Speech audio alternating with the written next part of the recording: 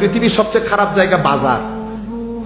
আমি আগে চিন্তা করতাম বাজার খারাপ জায়গা হবে কেন, ওখানে তো একটা দেশের অর্থনীতি সচল থাকে।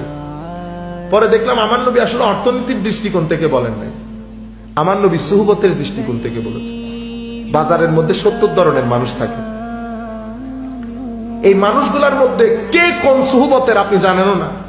আপনি বাজার ঘুরে এসেছে, আপনার শার্টে যেমন ময়লা পড়েছে ভিতরে ময়লা পড়ে গেছে, সাদা শার্ট পরে গেছেন না বাজারে, আস্তে আস্তে ময়লা পড়তে কিন্তু দেখেন নাই, যখন ঘরে আসছেন তখন দেখতেছেন কলার কালো হয়ে গেছে, ইন্না লিল্লাহ, এখন পরে গেলাম। তাইলে বোঝা যাচ্ছে আবহাওয়ার মধ্যে ময়লা আছে যেটা দেখা যায় না। তো আবহাওয়া থেকে ময়লা যেমন শার্টে পড়ে, সুহবত থেকে ময়লা তেমন কলবের মধ্যে পড়ে। সেই কারণে দেখবেন আপনার নামাজের স্বাদ নষ্ট হয়ে গেছে।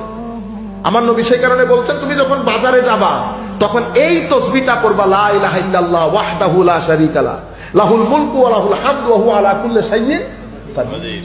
এটা